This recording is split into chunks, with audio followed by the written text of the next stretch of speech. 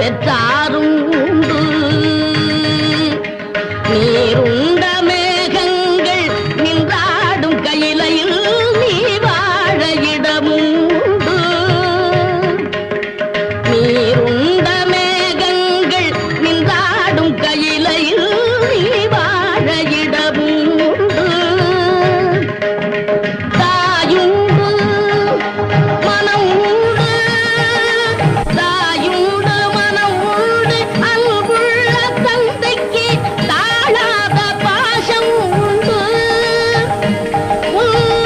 தத்துவம் தவறுந்து சொல்லவும் அவ்வையில் தமிழுக்கு உரிமை உண்டு.